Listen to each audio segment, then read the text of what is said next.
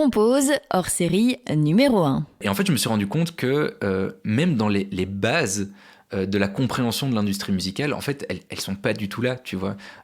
Différencier un manager et un booker, différencier un label et un éditeur. Alors, je te parle même pas du fonctionnement des différents types de droits, entre les droits voisins, les droits d'auteur. Enfin, en fait, on est tous un peu paumés dans cette industrie musicale, mais genre pas pour rire, quoi. Et je me suis dit, mais en fait, c'est fou, comme des petits conseils de base que moi-même j'ai dû apprendre par essai-erreur, de nouveau. En fait, ça leur faisait gagner parfois des mois de galère, tu vois. Et je me suis dit, mais en fait, ça peut être vraiment cool de cadrer ça, de me dire, ok, je vais créer une session que je vais appeler la session info, où en fait, je vais pas du tout faire du sur-mesure, je vais juste expliquer le fonctionnement de l'industrie musicale dans son ensemble, tu vois. Et ça a marché de ouf. En fait, j'ai créé ça, j'ai jamais fait de pub, j'ai juste répondu à ces fameux mails que je recevais en disant, bah tiens, voilà, j'ai une session sur mesure pour expliquer le fonctionnement de l'industrie. Et ça a cartonné, en fait. Genre, j'ai commencé à faire des dizaines et des dizaines, et maintenant, avec les années, des centaines de coaching de cette session info. Et ça fait mouche, j'ai eu 100% de retours positifs sur cette session précise. Bienvenue dans le premier hors-série de Compose. Et oui, après 10 épisodes, j'ai décidé d'innover un peu et de mettre cette fois en avant celles et ceux qui aident les autres à oser créer. Pour ce premier hors-série, je suis très heureuse de recevoir Boris Engels, manager à la tête de l'ASBL Rock System. Ensemble, on a parlé de sa découverte et son apprentissage de la musique, de ses premiers groupes à l'adolescence, de la création de son festival alors qu'il n'a que 17 ans, de sa rencontre avec Konoba dont il est devenu le manager, de ses essais et erreurs, de ses coachings d'artistes, de son livre qui vient de sortir, Mon manager de poche, de toutes les casquettes qu'il cumule et de sa vie d'entrepreneur dans l'industrie musicale. Je vous souhaite une très belle écoute. Merci Boris d'être avec moi aujourd'hui sur Compose. Merci pour l'invitation. Du coup, tu es manager de musique, mais tu as déjà eu plein de casquettes, tu as même ta propre société, Rock System. C'est ça. On va revenir un peu au tout début. D'abord, c'est né comment ton intérêt pour la musique ? Oh, écoute, à quel point est-ce qu'on remonte au tout début ? Tu peux remonter jusqu'à ton enfance. Ok, ben écoute, moi, ma passion vient surtout de mon père, à la base, qui lui est vraiment mélomane.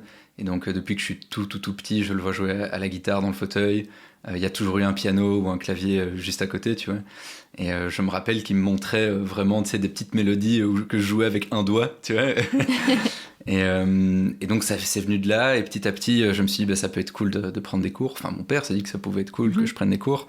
Et donc, lui et ma grand-mère m'ont inscrit pendant des années à des cours de piano. Et en fait, très vite, la passion m'a prise, en fait, tu vois. Genre, j'ai fait quelques cours. Et en fait, je me rappelle avoir 9-10 ans, rentrer de l'école et en fait rester sur le piano jusqu'à minuit, parfois 1h du matin. Tu sais, je me cachais, tu sais, il y a des jeunes qui jouent aux jeux vidéo. Moi, je me cachais pour les jouer au piano où je mettais le son au minimum, mais je refaisais la petite mélodie avec mon doigt, là, tu vois. Et donc, ça a commencé comme ça. Et puis finalement, les années se sont enchaînées, j'ai professionnalisé le truc. Et donc, ouais, à la base, je suis plus artiste qu'agent, tu vois. Donc, ça a commencé comme ça. Et qu'est-ce qui te plaisait en fait ? Qu'est-ce qui t'a plu directement dans le fait de toucher aux instruments ? Sûrement par mimétisme. Quand j'étais enfant, je suppose que ça devait m'impressionner de voir mon papa faire des trucs cool à la guitare. Et je me suis dit, ça serait chouette qu'un jour j'y arrive. Et puis très vite, en fait, c'est la création. Tu vois, dans mes cours de piano, je me rappelle que le solfège me décourageait. Tu vois, donc après une dizaine de cours, j'avais envie d'arrêter la musique parce que je trouvais ça chiant, en fait. J'étais en mode, ouais, mais en fait, j'ai l'impression de faire des maths, je comprends pas, c'est pas tout de suite gratifiant, tu vois. Et en fait, ce qui a été chouette de la part de mes parents, c'est qu'ils ont proposé à la professeure de musique de m'apprendre par mimétisme, en fait. Donc, en gros, elle plaquait un accord. Et puis je regardais et je mettais mes doigts aux mêmes endroits, j'avais aucune idée de ce que je jouais. Mais du coup, tout de suite, je faisais des trucs très concrets, tu vois. Et donc, en 6 mois, je connaissais mes premiers morceaux sans avoir aucune idée de même où se trouvait le do sur le piano, tu vois. Et puis, on a fait le processus inverse. Quand je commençais à savoir jouer une quinzaine, une vingtaine de morceaux, là, le professeur me disait, ah bah tiens, là, tu fais un accord de do, tu vois, là, tu fais un accord de fa dièse. Ah ouais. Et du coup, ça m'intéressait, j'étais curieux en me disant, ah bah tiens, mais en fait, c'est quoi la différence entre tel type d'accord, c'est quoi une septième et en fait, la curiosité de la théorie est venue après la pratique, quoi, tu vois. Et à ce moment-là, quand tu étais plus jeune, tu disais déjà, tu testais déjà des choses, tu composais un peu des morceaux? Carrément. Ouais, donc comme je dis, à la base, vraiment, j'apprenais par mimétisme, mais du coup, vu que je connaissais pas les partitions, en rentrant chez moi, en fait, je savais pas continuer à apprendre le morceau sur lequel on travaillait, vu que je devais attendre de voir la position des doigts de ma prof, tu vois. Donc en fait, je rentrais et donc je partais d'un accord en mimétisme que je me rappelais. Et puis très vite, j'improvisais en fait, tu vois, mais en mode essai-erreur, tu vois. J'essayais vraiment toutes les touches, je me disais, ok, ça sonne faux, ça sonne faux, ça sonne faux, ah, ça c'est cool. Et en fait, très vite après mon 10e petit morceau connu que je connaissais, c'était en fait, le 11e morceau, c'était une compo à moi, très basique, tu vois. Mais ouais, j'ai très très très vite composé au piano, quoi. Et puis après, il y a eu les premiers groupes de musique dès l'adolescence. Comment t'es rentré dans ton premier groupe ? Alors écoute, du coup, donc j'ai d'abord beaucoup composé du coup chez moi et à un moment je me suis retrouvé avec une centaine de bribes de composition au piano, certaines très basiques, d'autres un peu plus cool, un peu plus développées. Et je me suis dit en fait, ça me chaufferait bien de développer ça. Et donc je sais pas comment faire en fait. Tu vois, j'avais pas spécialement de potes qui faisaient de la musique, j'avais pas de connaissances, j'avais aucun contact. Et je me suis dit mais en fait je vais créer une chaîne YouTube. Et donc j'ai fait une chaîne YouTube où pareil, je me cachais de mes parents entre minuit et 2h du matin. Je sortais une caméra, mais tu sais les vraies caméras à clapper là, tu vois, de l'époque. Les caméscopes. Voilà les caméscopes, vraiment. En plus c'est vraiment ça, qui filmait avec une image horrible. En plus c'était la nuit donc on voyait rien. Ça sonnait horriblement mal parce que tu sais c'était les tout petits micros, enfin bon bref, en plus le son était au minimum de mon piano, enfin bon bref, les vidéos ne ressemblaient vraiment à rien. Et j'ai fait du coup une chaîne YouTube qui existe encore, c'est Bobowme, Bobowme. Je la mettrai dans les notes de l'épisode. Voilà, c'est ça. Et en fait, j'aurais pas dû dire ça, vous allez aller voir les premières vidéos de quand j'avais 12 ans, quoi. Et en fait, très vite, je me suis, entre guillemets, passionné de faire des vidéos YouTube où je jouais du piano. Et donc c'était beaucoup de reprises, et puis j'ai commencé à montrer mes compos. Bon, pour être honnête, j'avais 5 vues, dont moi et mes parents, tu vois. Et à un moment, je me suis dit, tu sais quoi, je vais acheter une meilleure caméra, des meilleurs micros, et j'ai fait une fois une reprise de Feeling Good de Muse au piano. Et là, la magie d'Internet, à l'époque où YouTube avait encore un algorithme qui était un peu explosif, j'ai tapé plus de 100 000 vues sur cette vidéo. Et du coup, là, j'ai pas mal de tout petits groupes de la région qui ont fait tiens, on cherche un clavériste, tu serais pas chaud de venir chez nous. Et puis de fil en aiguille, je me suis retrouvé dans des formations de pop rock, et là j'ai vraiment pu en fait proposer mes compos, ils ont apprécié, et donc j'ai été co-compositeur dans des groupes comme à l'époque Monotype C, qui m'avaient gentiment fait une place. À savoir que là j'avais 14 ans, 14-15 ans quand je suis rentré chez eux, ils avaient tous entre 18 et 20, donc j'étais un peu le petit jeune, mais bon voilà, ça, j'étais tellement passionné que j'ai foncé, quoi. Et comment ça s'est passé alors, ces premières scènes ? Parce que là, tu sors de ta chambre, tu te retrouves sur scène avec un groupe devant un public. Comment tu l'as vécu ? Alors déjà, il faut expliquer la première répète où ces gars de 18-20 ans me contactent. Moi, j'ai 14 ans, je fais le fort, mais la première répète, j'avais envie de pleurer du début à la fin, tu vois. J'étais hyper impressionné, surtout que forcément, moi, j'étais très débutant, très novice. Eux, c'était leur 2e, 3e groupe. Ils jouaient nettement mieux que moi. J'étais incapable d'improviser, alors que eux, voilà, ils jammaient pendant la répète. Donc, en fait, je me sentais pas totalement à ma place. J'avais beaucoup de doutes et beaucoup de stress, mais c'était tellement cool, en fait, tu vois.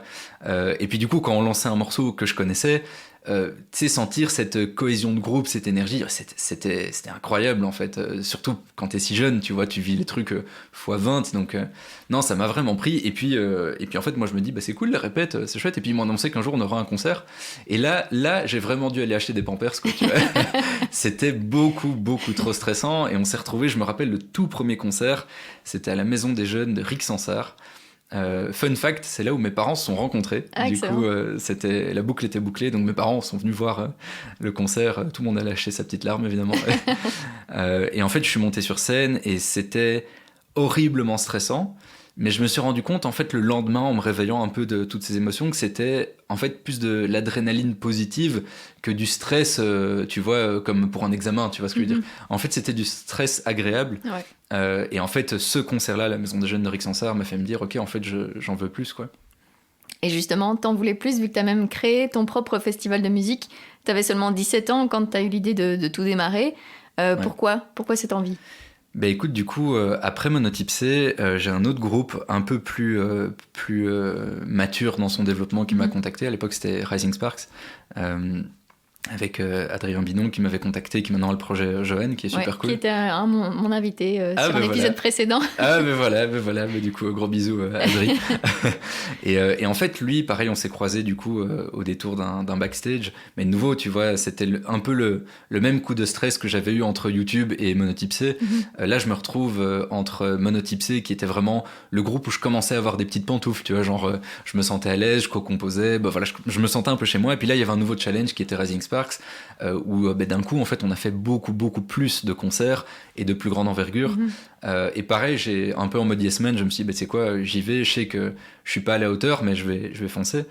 Et en fait bref, on a fait des mois et des mois de tournées, et en fait très vite j'ai rencontré des dizaines voire des centaines de jeunes artistes, et je voyais plein de talents mais qui étaient pas assez reconnus à mon goût, tu vois. Je me dis allez, c'est fou de voir des si grosses pointures en termes techniques, en termes de richesse de composition, jouer dans des cafés au fin fond de la Belgique, tu vois.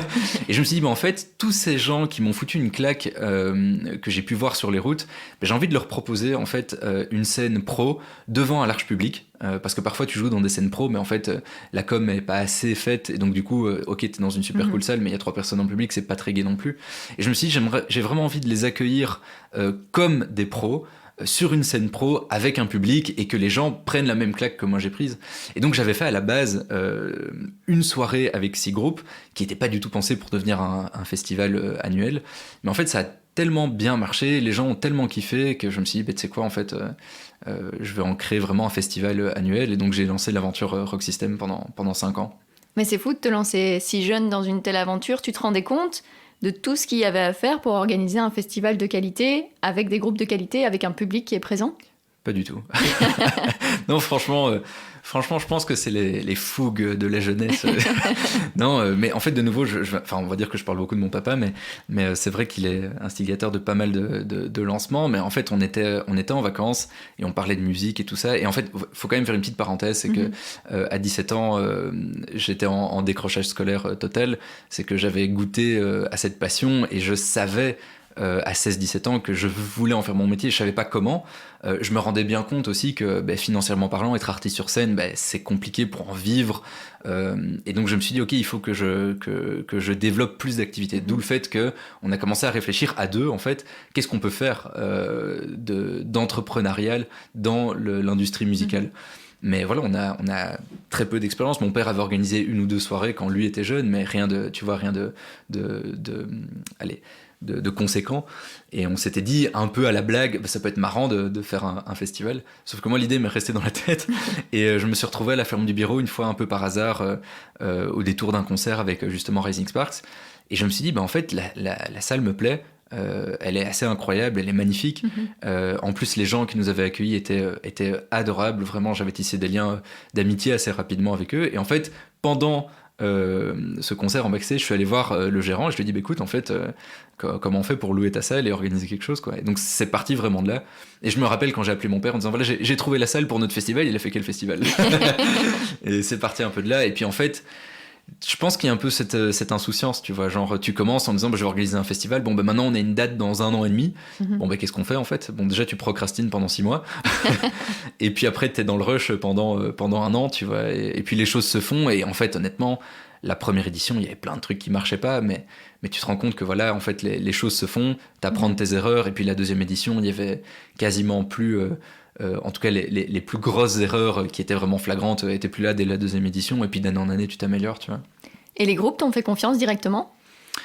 Ouais, parce que comme je disais, la première édition, du coup, c'était surtout des potes avec lesquels on avait tourné vraiment en tant que coplateau, tu vois. Donc, allez, je me rappelle, vraiment, il y avait 3 artistes sur les 6 où, en fait, on avait déjà fait 50 dates ensemble, tu vois. Donc, finalement, c'était 2 coups de téléphone en mode, tiens, t'es dispo cette date-là? Oui. Est-ce que pour un cachet réduit? Parce que, là, c'est vraiment un lancement total, t'es chaud? Oui, on est tout chaud. Bon, allez, c'est parti, on fait la fête. Et ça s'était un peu arrangé comme ça. Maintenant, dès la deuxième édition, j'avais voulu mettre un cran plus haut la barre du professionnalisme de l'événement. Et là, par contre, les vrais challenges de négociation sont arrivés parce que c'était plus spécialement des amis. Je voulais vraiment programmer des artistes externes à ma sphère, tu vois. Et là, par contre, j'ai été en contact pour la première fois avec des bookers, des labels, des agents. Et c'était la première fois en fait que j'étais confronté à l'industrie musicale en tant que telle, tu vois.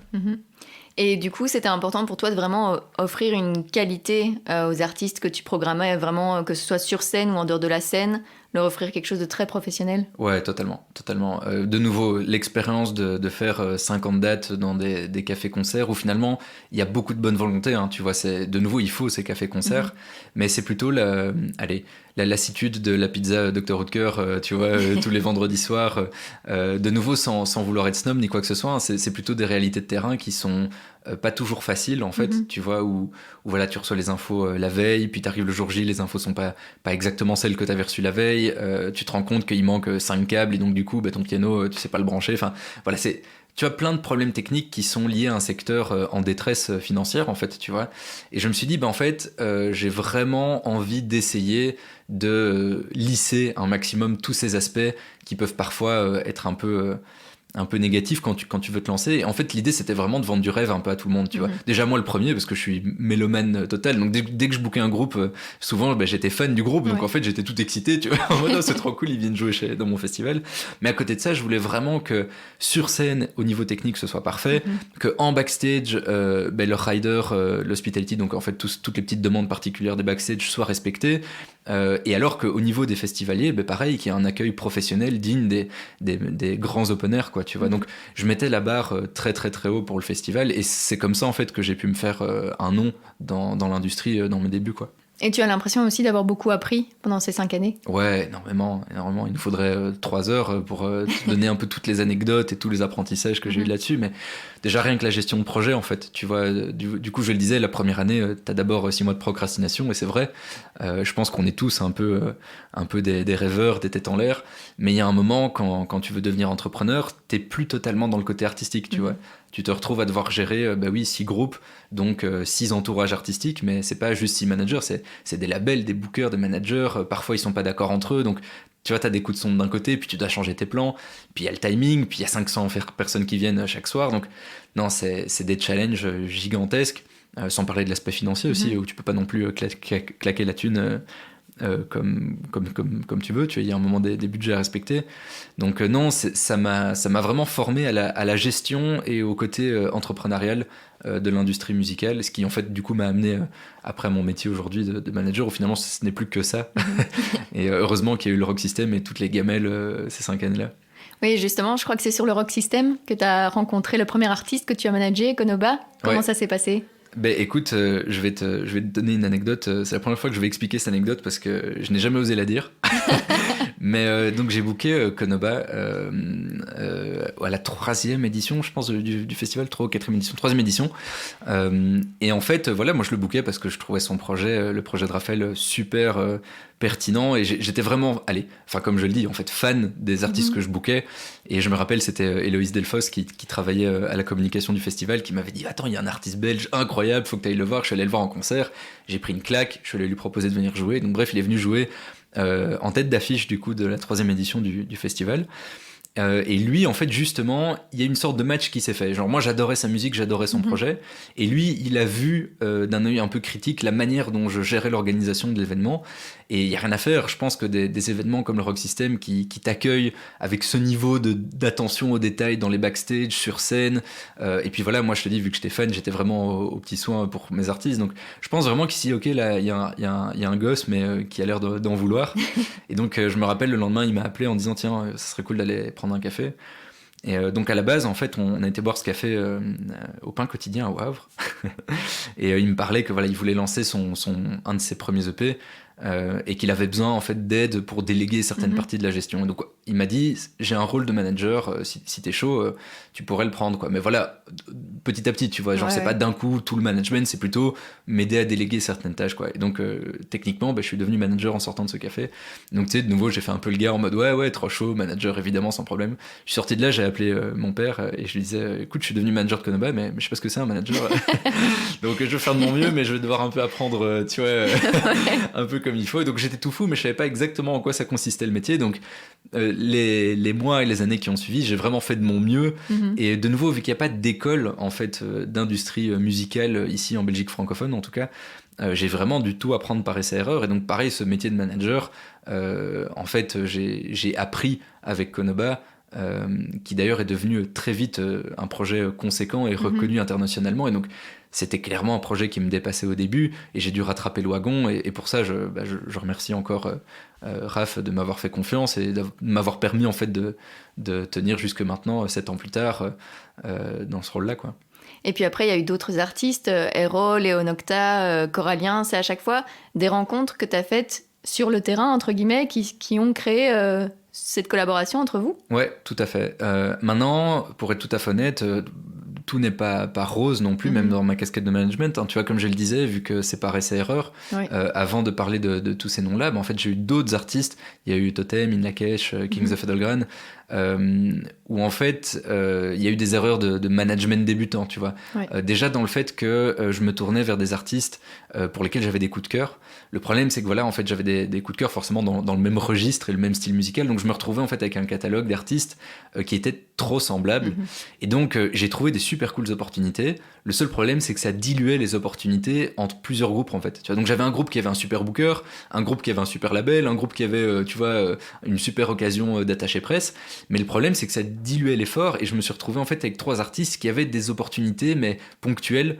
Et je me suis rendu compte, malheureusement, avec ces années-là, que en fait, ça aurait été vachement plus pratique d'avoir mon groupe préféré parmi ce style de musique-là et de mettre tous mes efforts là-dedans. Là, ils se faisaient un peu concurrence entre eux. Donc, on a essayé de créer une sorte de collectif et je me suis retiré du management avec ces artistes-là et eux ont évolué du coup en indé après ça. Après, je dis pas, on a fait quand même pas mal de cool trucs, hein, mais tu vois, j'ai aussi beaucoup appris par essai-erreur à ce moment-là. Et ça a été difficile justement de faire ce pas de côté par rapport à ces projets à ce moment-là? Ça m'a déchiré le cœur et encore aujourd'hui, je suis vraiment triste que ces artistes n'ont pas pu avoir la reconnaissance qui méritaient en fait, parce que c'était des projets incroyables, vraiment, déjà humainement parlant.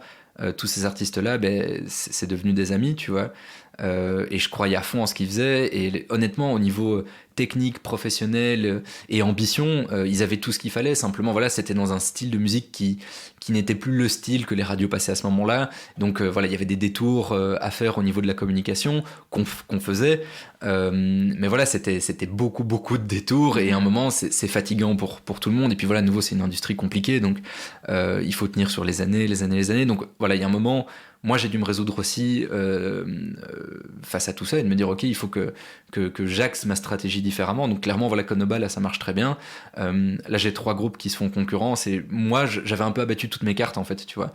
Donc, j'ai décidé de prendre un pas de recul qui était très compliqué. On a fait une grosse réunion où on a créé ce collectif et pour pas partir comme ça, tu vois. On a créé ce collectif, ils ont continué à avancer ensemble. Moi, j'ai pris un pas de recul et je me suis dit, OK, je vais vraiment prendre le temps, avant de reprendre de nouveaux artistes, de repenser mon management, de moi-même en fait, de devenir un manager pro et quand je me sentirai prêt, je proposerai mes services à de nouveaux projets. Donc là oui, effectivement, maintenant quand je prends un artiste, c'est vraiment, je pèse le pour et le contre. J'essaye de pas non plus, forcément je dois être fan de ce que je représente, mais il doit y avoir un petit aspect aussi stratégique et de positionnement pour pas que mes artistes dans mon écurie se marchent sur les pieds, tu vois.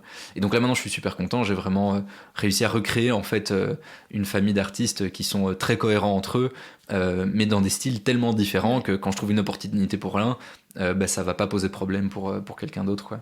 Est-ce que voilà, le fait de partir de ces groupes, enfin plus les manager en tout cas, et la fin de Rock System, tu vis ça comme des échecs ou tu vis ça comme des étapes qui sont nécessaires? C'est un peu des deux. Un peu des deux. Ouais, tu vois, à la fin de la 5e édition du Rock System, j'ai beaucoup pleuré. Le lendemain, il y a eu vraiment un contre-coup des 5 années où en fait, j'ai investi beaucoup de temps, d'énergie, de manière totalement bénévole. Mais alors, il faut savoir que pour arriver à ces standards de qualité, je décidais de perdre de l'argent chaque année, tu vois. Donc c'était un festival à perte, mais pas par mauvaise gestion, mais vraiment par envie de placer des standards le plus haut possible, tu vois. Et je me suis toujours dit, en fait, je vais faire grossir l'événement encore et encore, jusqu'au jour où je vais recevoir des subsides plus conséquents, ou des plus gros sponsoring, ou n'importe quoi, tu vois. Un truc qui va faire que je redeviens, même pas spécialement rentable, mais au moins que je dois pas payer pour travailler, quoi, tu vois. Et en fait, la 5e édition, c'était la plus ambitieuse. On était passé pour la première fois à une double jauge, donc il y avait 12 groupes au lieu de 6. C'était sur 2 soirées, 2 after-parties. Enfin bref, c'était la folie. Et j'ai perdu beaucoup d'argent sur cette édition-là, parce que justement, enfin bon bref, je vais passer les détails, mais il y a des subsides qui étaient promis, qui sont pas arrivés. Au niveau du bar, va-t-on savoir pourquoi cette année-là, les gens ont moins consommé. Donc il y a eu aussi quelques milliers d'euros à ce niveau-là. Donc bref, il y a eu un peu ce moment où j'ai dû me résoudre, de me dire, ok, là c'est la 5e édition, les subsides manifestement ne vont pas suivre. J'ai vraiment reçu un refus disant voilà, pour la 6e édition on ne va pas suivre. Et donc j'ai dû arrêter en fait. J'aurais voulu continuer mais j'ai dû arrêter. Donc oui, clairement il y a d'un côté une sorte d'échec. Maintenant, je m'en veux pas dans le sens où j'ai fait de mon mieux. Je me suis battu pendant des années et j'ai fait vivre la culture et des dizaines et des dizaines d'artistes. Et il y a des milliers de festivaliers qui ont passé un super moment. Donc finalement, c'est une réussite qui se finit de manière avec une petite amertume, tu vois. Mais d'un autre côté, tout ça fait partie de l'apprentissage, comme tu dis, tu vois. Donc je me rends compte de la réalité, d'à quel point c'est dur, d'à quel point il faut passer parfois par des claques aussi pour te dire, ok, en fait, tu peux pas genre juste claquer des doigts et boum, tu fais un festival à tel endroit, boum, il y a 1000 personnes, boum, t'es rentable et tu deviens riche et célèbre. Enfin, en fait, ça n'existe pas, ça, tu vois. Donc, non, clairement, ça a été la première réalité. Les artistes, voilà, avec qui malheureusement j'ai dû arrêter de travailler, ben, ça a été un crève-cœur aussi, tu vois. Et ils le savent et c'était pareil dans les deux sens. Donc, pareil, j'ai dû apprendre à la dure, tu vois. De nouveau, il y aurait eu des écoles, j'aurais pu peut-être avoir ces réflexions sans passer par les erreurs, mais voilà, il y a un moment, il faut avancer, il faut être proactif, et donc non, clairement, à chaque fois, c'est des échecs. Maintenant, j'essaye de me dire, il faut apprendre de ces erreurs, valoriser l'erreur, en fait, tu vois, se dire que soit je réussis, soit j'apprends, tu vois, j'aime beaucoup cette phrase, et c'est un peu comme ça que je l'ai vécu. Encore maintenant, cette amertume, je l'ai toujours, mais je me sers de ça pour pas refaire les mêmes erreurs, tu vois. Mais tu es quand même fier d'avoir, comme tu le disais, fait vivre la culture pendant ces 5 années et aussi voilà, ces groupes que tu as managés au début. Ouais, non, complètement. Et puis de nouveau, hein, tu vois, là, j'ai l'air de peindre un tableau bien noir, alors qu'en fait, pas du tout. Hein. Je veux dire, chaque année, le Rock System, c'était je voyais ça presque. Je me dis, allez, au pire, même si je perds de l'argent, c'est la plus belle fête d'anniversaire que je puisse faire, tu vois. C'était plus ou moins aux dates de mon anniversaire, donc c'était à chaque fois une grosse soirée d'anniversaire, tu vois, avec 500 invités. Donc non, voilà, j'essaie toujours de voir le positif. Et mes groupes en management, on a quand même fait plein de trucs, hein, tu vois, de nouveau, je te parle de là, je te résume plusieurs années de travail en quelques phrases, mais il y a eu plein de moments forts, des premières parties de dingue, des festivals, je te dis des signatures aussi vraiment intéressantes, donc franchement, on n'a pas chômé, c'est plutôt la réalité du terrain qui nous a rattrapés, et donc non, voilà, je garde que des bons souvenirs, mais là, vu qu'on parle un peu du côté difficile, je pense que c'est important de se rendre compte aussi qu'il n'y a pas que des réussites fulgurantes. En fait, à côté de ça, il y a beaucoup de bosseurs durs, des artistes qui se tuent à la tâche, et en fait quasiment tous en fait, hein, tu vois, mais que voilà, ceux dont on entend parler, qui deviennent vraiment reconnus, c'est une minorité des minorités, tu vois. Et il y a une ASBL qui est née de ce festival, donc ton ASBL Rock System, tu es project manager. Là-dedans, il y a aussi le coaching d'artistes. Tout à fait. Pourquoi tu as eu envie de rajouter cet aspect-là dans ton métier ? Écoute, justement parce que là on fait un petit laps de temps quelques années plus tard, donc Konoba a continué à vraiment exploser de manière même disproportionnée, hein, à l'international, c'est devenu un projet vraiment conséquent, et du coup en fait les demandes proactives de jeunes artistes qui me voulaient en tant que manager ont commencé à s'accumuler. En fait, je commençais vraiment à recevoir beaucoup de mails de jeunes artistes qui vraiment proactivement me demandaient des conseils, me demandaient de les encadrer. Et en fait, c'est un peu triste à dire, mais à un moment, j'en recevais tellement que j'avais une sorte de mail copier-coller disant vraiment désolé, mais j'ai matériellement pas le temps de prendre un nouvel artiste en management. Parce que du coup, entre-temps, après Konoba, j'ai eu, comme tu disais, plusieurs autres artistes avec lesquels je travaille en tant que manager temps plein. Et en fait, à un moment, je me suis dit, mais c'est quand même triste, tu vois, de juste envoyer balader comme ça avec un mail copier-coller. Je me suis vraiment senti mal. Je me suis dit, en fait, il y a sûrement une solution d'un entre-deux, tu vois. Et à la base, en fait, je donnais des sessions de coaching, mais qui n'étaient pas spécialement cadrées. C'était plus, viens, on va prendre un café, on discute de ton projet, et j'essaie de te donner quelques tips, quoi. Et j'ai fait ça une cinquantaine de fois quand même, où voilà, je prenais une journée, je voyais 8, 10, 15 artistes parfois sur la même journée. Parfois, je faisais des groupes, tellement qu'il y en avait qui voulaient avoir des petits tips comme ça. Et en fait, je me suis rendu compte que même dans les bases de la compréhension de l'industrie musicale, en fait, elles sont pas du tout là, tu vois. Différencier un manager et un booker, différencier un label et un éditeur. Alors, je te parle même pas du fonctionnement des différents types de droits, entre les droits voisins, les droits d'auteur. Enfin, en fait, on est tous un peu paumés dans cette industrie musicale, mais genre pas pour rire, quoi. Et je me suis dit, mais en fait, c'est fou, comme des petits conseils de base que moi-même j'ai dû apprendre par essai-erreur, de nouveau. En fait, ça leur faisait gagner parfois des mois de galère, tu vois. Et je me suis dit, mais en fait, ça peut être vraiment cool de cadrer ça, de me dire, ok, je vais créer une session que je vais appeler la session info, où en fait, je vais pas du tout faire du sur-mesure, je vais juste expliquer le fonctionnement de l'industrie musicale dans son ensemble, tu vois. Et ça a marché de ouf. En fait, j'ai créé ça, j'ai jamais fait de pub, j'ai juste répondu à ces fameux mails que je recevais en disant, bah, tiens, voilà, j'ai une session sur mesure pour expliquer le fonctionnement de l'industrie. Et ça a cartonné, en fait. Genre, j'ai commencé à faire des dizaines et des dizaines, et maintenant, avec les années, des centaines de coaching de cette session info. Et ça fait mouche, j'ai eu 100% de retours positifs sur cette session précise. Et donc, je me suis dit, ok, je vais essayer de pousser ça plus loin, parce que les gens revenaient en me disant, tiens, c'est quoi la session numéro 2 Donc, j'ai commencé à expliquer les stratégies de sortir pour sortir un album, le fonctionnement, justement, donc, de ces différents types de droits, où, en fait, il y a souvent de l'argent qui dort et les artistes sont pas au courant, enfin, bon, etc., etc., etc. Et donc, je me suis retrouvé vraiment avec plusieurs modules de coaching qui se suivent, qui sont logiques et complémentaires. Et c'est devenu, en fait, comme tu dis, un peu ma deuxième casquette principale en tant que coach, ce qu'on peut appeler en fait du management ponctuel, si tu veux, quoi. Et qu'est-ce qui te plaît en fait dans le fait d'aider d'autres artistes? Parce que tu aurais pu simplement leur dire, ben voilà, moi je suis occupée, je manage d'autres artistes musicaux, je n'ai pas le temps. Pourquoi finalement tu as accédé à leurs demandes? La thune. Non, je rigole. C'est ça le moteur de tout finalement depuis le début. C'est ça le moteur de tout, ouais, voilà, tout à fait. Non, pas du tout. Enfin aussi, il faut bien vivre, mais il y a effectivement d'un côté cet aspect financier qui permet d'avoir des rentrées fixes finalement dans un milieu tellement nébuleux où tu sais jamais ce que tu vas manger demain. Ça permet de monétiser finalement du temps de travail. Donc c'est une des manières par lesquelles j'arrive ouais, c'est ça, à stabiliser mes rentrées financières, vu qu'il y a beaucoup de demandes, et j'exagère pas les prix, donc tout le monde, c'est du gagnant-gagnant, tu vois. Maintenant, à côté de ça, le pourquoi, avant de penser à monétiser ça, comme je disais, j'en ai donné des dizaines de manière complètement gratuite. En fait, je pense qu'il y a un peu ce côté de frustration d'avoir dû faire autant de détours pour pouvoir comprendre moi-même un fonctionnement qui finalement n'est pas si compliqué que ça, en fait, tu vois. De nouveau, tu prends une année de cours particulier, s'il y avait un cours à l'UNIF qui faisait ça, mais tu vois largement comment fonctionne l'industrie, tu vois, c'est pas si compliqué, mais c'est tellement flou, et je pense que c'est un peu aussi voulu, tu vois, que ça reste le showbiz, que ça reste mystérieux, compliqué, et puis voilà, tu vois, vu qu'on fait signer des choses à des jeunes artistes, c'est aussi un peu dans l'intérêt des professionnels que ça reste nébuleux pour l'artiste. Que ça paraisse un peu inaccessible comme ça. Inaccessible, ouais, c'est ça. Mais même au-delà de ça, tu vois, je pense qu'il n'y a rien à faire, mais entre signer un deal à 20, 30 ou 50%, pour un artiste, ça change pas grand-chose, mais quand tu es professionnel derrière, ça change tout, en fait, tu vois. Donc je pense qu'il y a aussi un peu ce côté où ça arrange un peu tout le monde que les jeunes artistes soient un peu perdus dans tout ça. Maintenant, voilà, je parle pas de complot ni rien, je pense juste que c'est un truc où finalement ça n'arrangerait personne de prendre le temps d'expliquer ça aux jeunes artistes, vu que voilà, quand les artistes sont contents de signer, et si c'est un mauvais deal, ils s'en rendent pas vraiment compte, et tu vois, finalement, ça arrange ceux qui ont le mauvais deal dans leur sens, tu vois ce que je veux dire.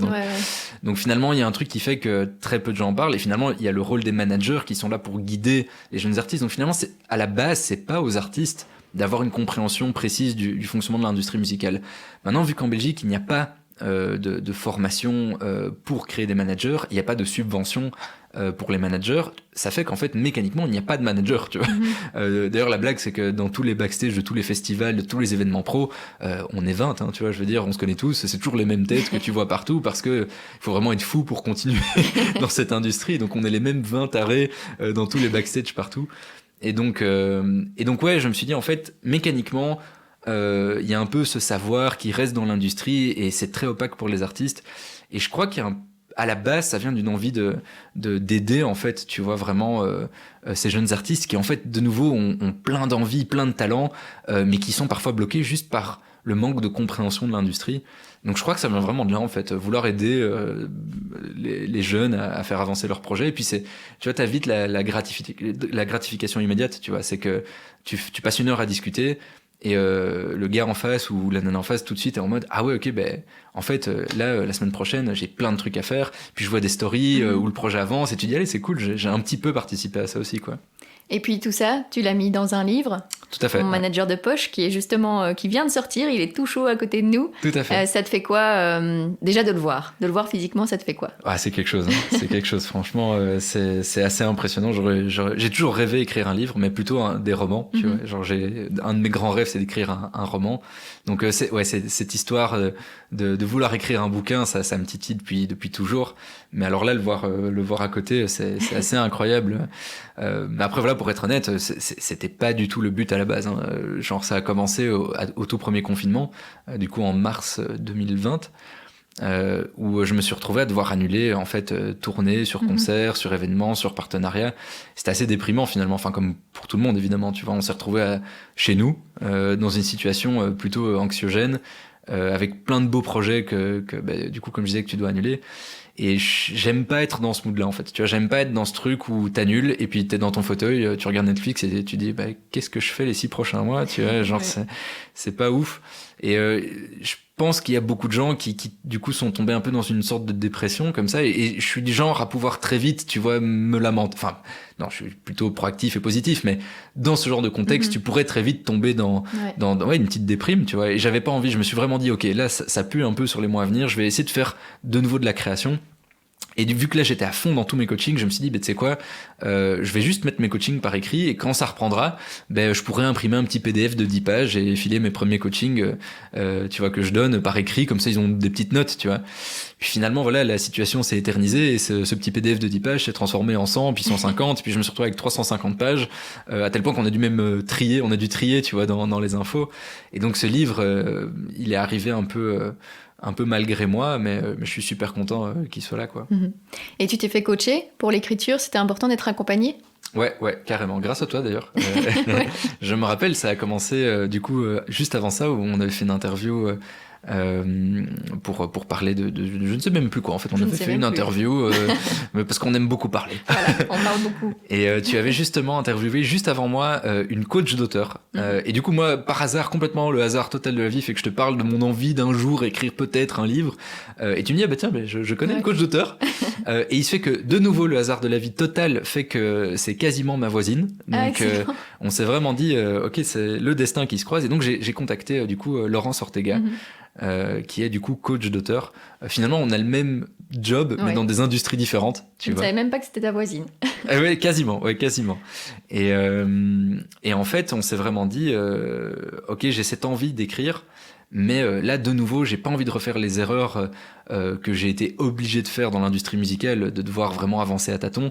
Je me suis dit, ok, dans l'industrie du livre, j'ai tout de suite envie de travailler avec un professionnel qui va me guider, justement, parce que, voilà, écrire un livre, enfin, ça reste colossal comme travail, et j'ai pas envie de repasser 10 ans à faire des essais-erreurs et sortir 10 livres mauvais avant d'en avoir un potable, tu vois. Donc, voilà, donc j'ai fait appel à Laurence, je lui ai expliqué tout le projet. Et en fait, très vite, elle a vu que c'était du sérieux, tu vois, que c'était pas juste, que j'étais pas juste en train de rêver, que vraiment j'avais du concret, j'avais déjà une centaine de pages. Et donc, voilà, elle a vraiment pu, en fait, m'encadrer de A à Z dans toute l'écriture du bouquin. Et honnêtement, ce livre n'aurait pas eu cette allure-là sans elle. Elle a vraiment fait un travail exceptionnel, quoi. Et puis maintenant, c'est la partie vraiment promotion. Enfin, tu as d'abord fait une campagne de crowdfunding, donc les gens sont déjà assez au courant que le livre, enfin, en tout cas, les gens autour de toi. Mais comment tu vas faire pour le promouvoir plus loin que ton cercle? Ouais, du coup, en fait, ce qui est cool, c'est que, comme tu dis, le cercle proche, ils ont déjà leur exemplaire via la campagne de crowdfunding. Là, je suis justement en train de faire toute la Belgique pour aller donner les exemplaires à tout le monde. C'est important pour toi, ce soutien? Enfin, ça te fait plaisir d'être aussi soutenu? À fond. Mais franchement, j'ai halluciné. Enfin, on en parlait en off juste avant de lancer le podcast, mais genre, dès que quelqu'un précommandait le livre, j'avais des petits frissons, tu vois. Je me dis, allez, c'est fou, allez, j'ai créé quelque chose et il y a des gens qui sont intéressés par ça. Tu vois ce que je veux dire? Genre, je sais pas comment expliquer. Pour moi, en fait, pour être tout à fait honnête, juste avant de faire la campagne de crowdfunding, j'avais fini le livre et dans mon esprit, le projet était fini. Tu vois ce que je veux dire? Genre, j'étais en mode, ok, bon, voilà, c'est fait. Voilà, hop, on peut passer à autre chose. Et en fait, c'est vraiment, à ce moment-là, je me suis dit, en fait, non, je peux faire quelque chose de ce livre. Je peux essayer du coup, de le promouvoir, d'essayer de répandre un peu le bouquin parce que du coup, c'est vraiment un condensé du coup de beaucoup de mes coachings. Donc, en fait, il y a un intérêt à promouvoir ce bouquin. Et donc, ouais, non, la campagne de crowdfunding, ça m'a touché de ouf, surtout qu'on est arrivé à 140%, même presque 150% de mon objectif, donc ça m'a vraiment touché de ouf. Du coup, ouais, là, je suis vraiment en train de le distribuer et début novembre, je vais rentrer vraiment dans la communication et la promotion active. Maintenant, voilà, vu que j'ai cette carrière d'indépendant, tu vois, j'ai toujours travaillé seul et un peu avec les moyens du bord.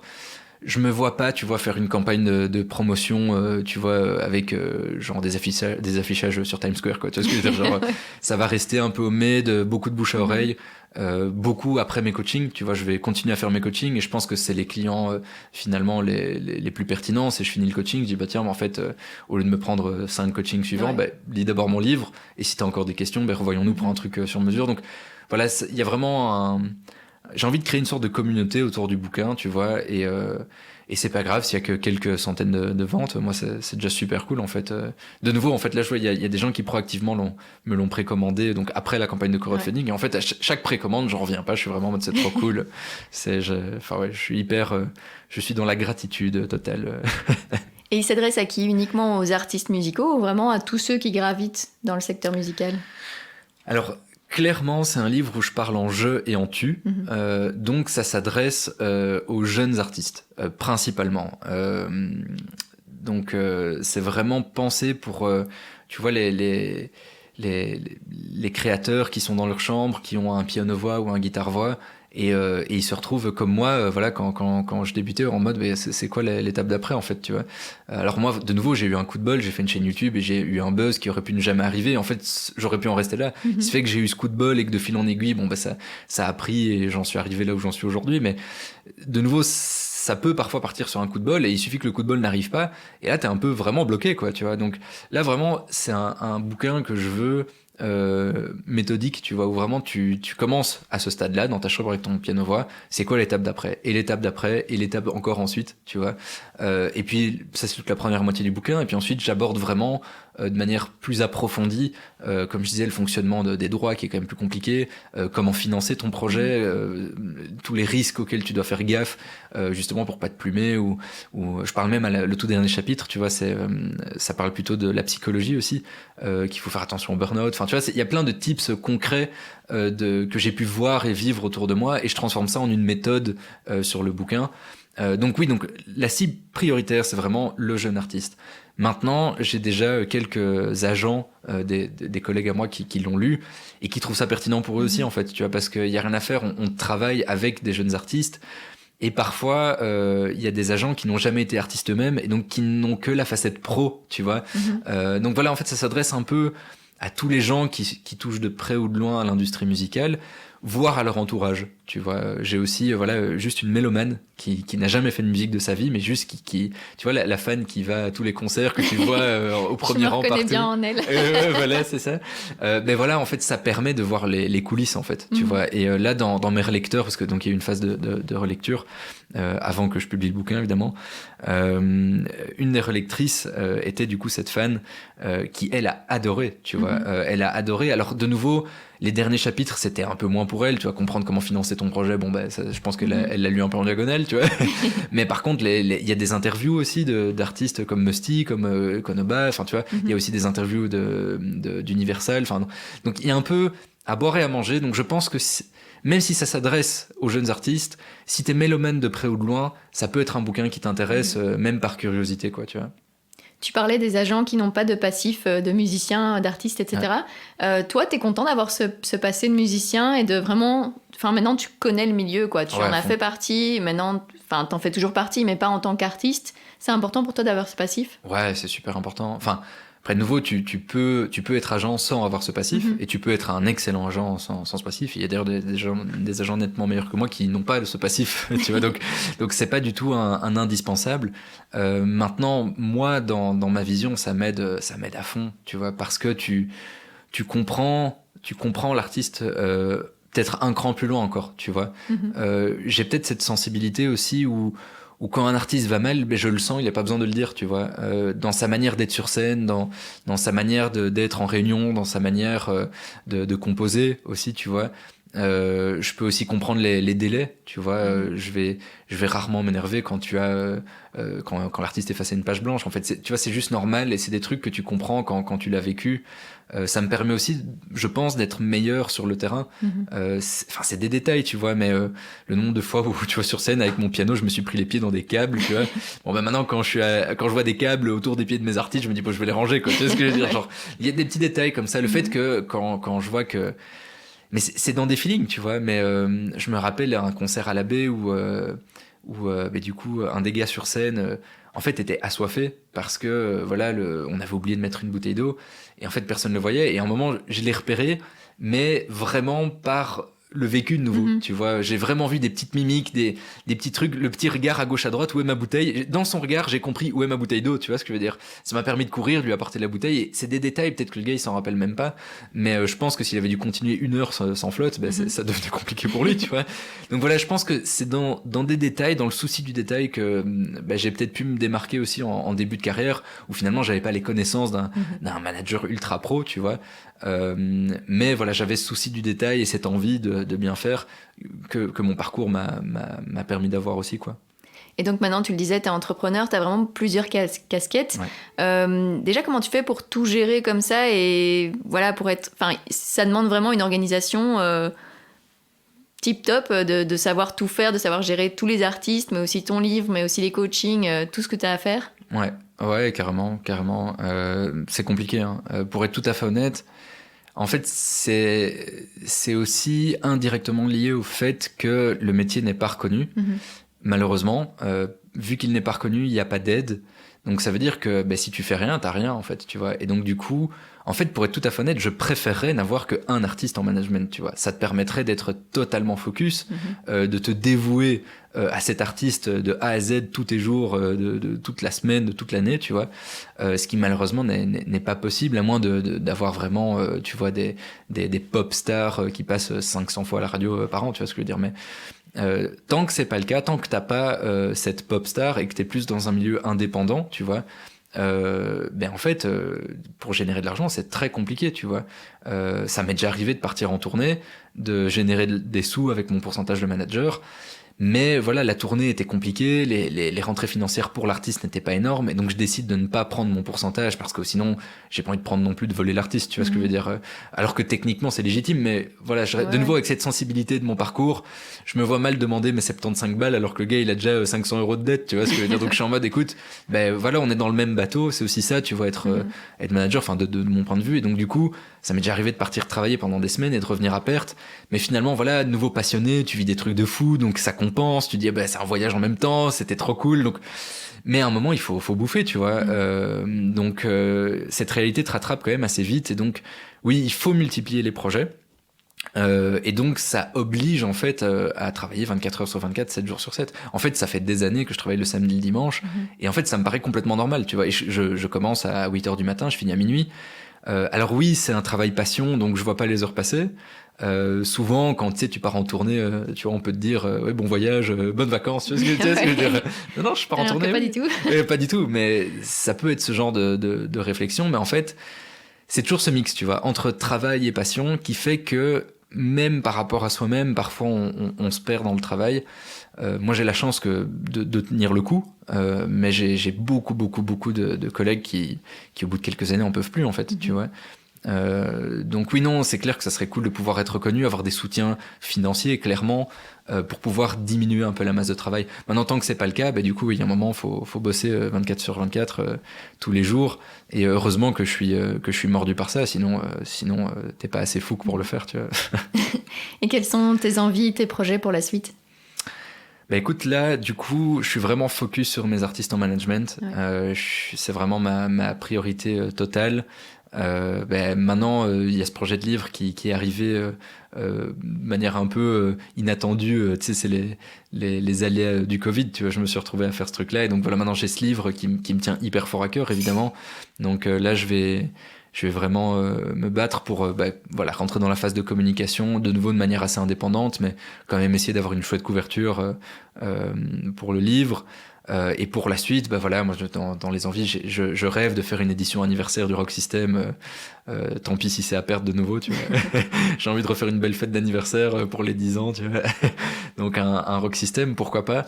Maintenant j'ai plein d'autres projets. J'aimerais bien aussi devenir professeur en fait dans des écoles de music industry, tu vois. Là j'ai reçu quelques propositions, donc de nouveau pas dans des écoles traditionnelles, mais voilà, je sais qu'il y a des infrastructures comme bah après de nouveau je lance des noms comme ça, eux-mêmes sont pas au courant, hein, mais j'aimerais bien, je me verrais bien prof genre au studio des variétés ou la maison des musiques, ou alors là maintenant t'as des institutions comme United Pop qui m'ont déjà contacté pour d'autres projets, mais en fait j'aimerais bien proposer en fait mes coachings mais de manière plus cadrée, tu vois. Enfin donc les coachings sont cadrés, mais je veux dire au lieu d'avoir des coachings ponctuels dans mes semaines, me dire bah voilà, j'ai une journée de coaching où de 8h à 18h j'ai fait toutes mes coachings de la semaine, et en fait moi ça m'aiderait aussi à structurer mon temps qui pour l'instant est assez disparate, tu vois. Je vais te poser la dernière question du podcast, c'est la question signature. Qu'est-ce que tu aimerais oser faire et que tu n'as pas encore fait? Que j'aimerais oser faire et que j'ai pas encore fait. Ça c'est compliqué comme question. Mais en fait le problème c'est que je suis du genre quand j'ai envie d'un truc, bah du coup j'essaie de le faire tout de suite. Genre le livre, tu vois, je me suis dit tu sais quoi, ça fait une semaine que je suis en confinement, j'ai libéré 6 mois, c'est parti, j'écris un livre, tu vois. Donc je t'aurais dit le livre en fait. En vrai il y a 1 an et demi je t'aurais dit le livre. Maintenant mais de nouveau, tu vois, je vais te faire une semi-réponse, dans le sens où je rêverais de remonter sur scène, dans le sens où ça va faire 8 ans que je suis pas monté sur scène moi-même, du coup. Quoique, j'ai remplacé une fois Raphaël de Konoba au piano, parce qu'il s'était brûlé la main, et donc je suis monté sur scène pour Konoba il y a quelques années. Mais donc, je voudrais vraiment avoir un projet à moi, ça me ferait hyper fort rêver, mais de nouveau ça m'est passé par la tête il y a quelques semaines, et du coup là je rentre déjà en studio en fait le mois prochain pour enregistrer quelques compositions. Après ça commence par du piano classique, tu vois, donc mes fameuses compositions de quand j'avais 14 ans, mais voilà, une fois que les compositions piano classiques sont faites, mais je me verrais bien passer chez un producteur artistique et puis trouver un chanteur, et pourquoi pas monter un projet et essayer de remonter sur scène. Ça me ferait vraiment kiffer, ça, par exemple, tu vois. Et tu aurais le temps de rajouter ça à ton calendrier? Absolument pas. Non, c'est une folie totale. Franchement, il faut que j'arrête. Il faut vraiment que je trouve une solution pour arrêter de me lancer dans des nouveaux trucs, mais ouais, là c'est pour ça que ça fait partie du rêve. En fait, le studio le mois prochain, c'est vraiment sur du temps libre. J'ai bloqué 2 journées en mode, je vis ça du coup comme un petit bonbon, en mode voilà, je prends un week-end, ça va être cool. En plus je fais ça avec un de mes artistes que je manage chez Léo Nocta, qui lui est vraiment super bon en piano, orchestration classique et tout, donc il va vraiment pouvoir apporter une vue d'ensemble sur la direction artistique classique qui va être assez incroyable, j'en suis sûr. Donc je vois ça vraiment en mode je vais chez un pote et on fait de la musique, et j'aurai un petit EP qui sortira et c'est cool. Mais par contre si j'ai du temps qui se libère en 2022, ouais, clairement ça serait cool de pousser ça plus loin. Super, merci beaucoup. Merci à toi. Merci Boris d'avoir accepté mon invitation et surtout d'avoir répondu si honnêtement dans cet épisode. Je vous mets quelques liens pour découvrir son univers dans les notes, notamment celui de sa première chaîne YouTube dont on a parlé. Merci à vous d'avoir écouté ce premier hors-série. N'hésitez pas à me dire ce que vous en pensez via Instagram, Facebook ou Twitter. Et si vous voulez soutenir Compose financièrement, c'est possible via Patreon. Encore une fois, tous les liens sont dans les notes de cet épisode. Et moi je vous dis à très bientôt.